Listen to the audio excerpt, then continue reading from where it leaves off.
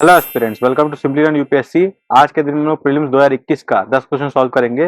Late us directly start. 51 number question क्या है? How is permaculture farming different from conventional chemical farming? अब देखिए, permaculture farming discourages monocultural practices, but in conventional chemical farming monoculture practices are predominant. ये बात सही है। दूसरा क्या है? Conventional chemical can cause increase in soil salinity, but the occurrence of such phenomena is not observed in permaculture farming। ये बात भी सही है। ठीक है, conventional chemical farming is easily possible in semi arid regions, but permaculture farming is not easily possible in such region. ये बात गलत हो गया ना, is wrong. 4 number, practice of mulching is very important in permaculture farming but not necessarily so much in conventional farming. बात सही है, B is the right answer. देखिए, पूरा फैक्चुअल है, इसमें समझाने लायक कुछ भी नहीं है। मैंने पढ़ा, मुझे सही पता है, इसलिए मैंने टिक लगा दिया। पर्माकल्चर फार्मिंग क्या होता है वो समझ लीजिए एक बार, कन्वेंशनल केमिकल फार्मिंग क्या होता है वो समझ लीजिए। अगर फ्यूचर में कोई यूपीएससी में क्वेश्चन बनता है तो आपको हेल्पफुल होगा, बस इतना सही बात है। 52 नंबर क्वेश्चन क्या बोल रहा है? With reference to palm oil consider the following statement. Palm oil क्या होता है? इंडिया मैक्सिमम इंपोर्ट करता है, ये अफ्रीका का जो है नेटिव होता है ट्री, तो ये फर्स्ट वाला गलत हो गया। सेकंड क्या बोल रहा है? Palm oil is a raw material for some industries producing lipstick and perfume. बस सही लग रहा है। Palm oil can be used to produce biodiesel. ये बात भी सही लग रहा है। तो 2 3 सही लग रहा है, 20 द आंसर। 3 नंबर क्वेश्चन क्या बोल रहा है? With reference to Indus river system of the following 4 rivers, 3 of them pour into one of them which joins the Indus direct.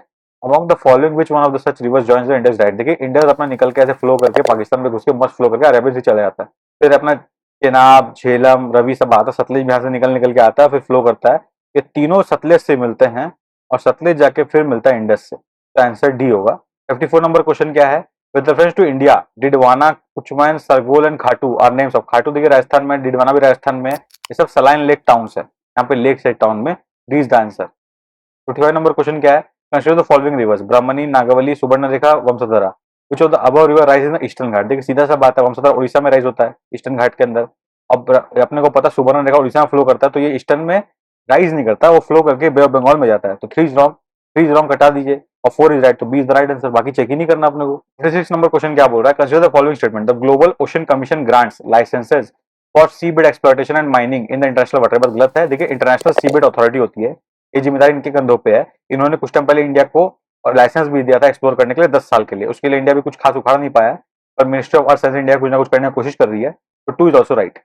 Third क्या है? Rare earth minerals are present on sea floor international waters. ये बात सही है, 3 is right, B is the right answer. 7 number question क्या बोल रहा है? Among the following which one of the is the least water efficient crop? देखिए, sugarcane बहुत ज्यादा पानी चूसता है, तो एक ये लग रहा है। अगला सनफ्लावर तो पानी कम लेता है, मिलेट भी कम लेता है, रेड ग्राम भी कम लेता है, तो बस ए इज आंसर। कम लेने वाला शुगरकेन ही जो ज्यादा पानी चूसता है, तो ए इज राइट। तो वाटर एफिशिएंट कम हुआ ना। 58 नंबर क्वेश्चन क्या है? Consider the following statement, in the tropical zone the western section of the ocean are warmer than the eastern section of the ocean owing to inflation of trade winds. देखिए, इस सवाल को solve करना तो पहले अर्थ बनाइए, इक्वेटर बनाइए, tropical zone, ये हो गया दोनों का ट्रॉपिकल जोन, और फिर ये टेम्परेट जोन। अब इस पे आपको खाली ड्राइंग करना है। अब अर्थ जो है इक्वेटोरियल लो प्रेशर पे होता है, ट्रॉपिकल ये हाई प्रेशर पे होता है। तो विंड कहाँ ब्लो करता है? High pressure to low pressure. अब जो ट्रेड विंड होता है उसमें नॉर्थ साइड में डायरेक्शन ऐसा होता है और साउथ साइड में डायरेक्शन ऐसा मूव करता है due to Coriolis force. Coriolis force की वजह से ऐसा डायरेक्शन होता है। तो लो प्रेशर से हाई प्रेशर जाएंगे, अपने हाई प्रेशर से लो प्रेशर जाएंगे तो कैसे आएंगे? अपना विंड ऐसे आएगा, this is the way wind will flow. अब वैसे ही इस वाले डायरेक्शन में high pressure to low pressure ऐसे जाएगा। तो ट्रॉपिकल रीजन में अपना जो पानी है वो ओशन का इस डायरेक्शन में मूव करेगा। ये पानी कौन सा पानी है? गर्म पानी। ये गर्म पानी अगर यहाँ से यहाँ मूव कर गया तो ये वेस्टर्न पार्ट है, ये ईस्टर्न पार्ट है, तो वेस्टर्न सेक्शन ज्यादा गर्म रहेगा, 1 इज राइट। सिमिलरली अब ट्रॉपिकल टेम्परेट जोन में आएंगे, ये 30 डिग्री, ये 60 डिग्री, ये टेम्परेट जोन में आएंगे। तो अब ये वाला पार्ट जो है ये हाई प्रेशर है और ये वाला पार्ट लो प्रेशर है। तो high pressure to low pressure north में कैसे विंड जाएगा? ऐसे जाएगा। अब इस डायरेक्शन में विंड जा रहा है, तो इसका मतलब यहाँ का जो वार्म पानी है वो यहाँ पे जा रहा है, वार्म पानी।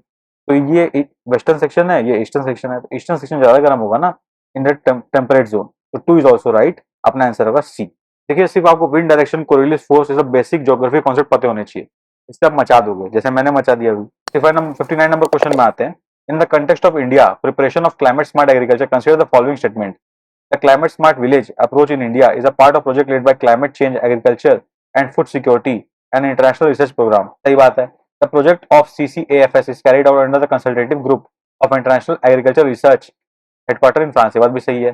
The international crops research institute for semi arid tropics ICRISAT in India is one of the CGI-AR research centres. ये बात भी सही है। देखिए, ये क्वेश्चन मेरे को इतना अच्छे से पता नहीं था, प्लस ये हार्ड भी है क्योंकि काफी ज्यादा फैक्चुअल है, प्लस करंट अफेयर्स भी है, पर पढ़ के मेरे को तीनों सही लग रहा था, इसलिए मैंने डी का अप्रोच किया और यही सही आंसर। ठीक है, कई बार ऐसा क्वेश्चन भी आ जाता है।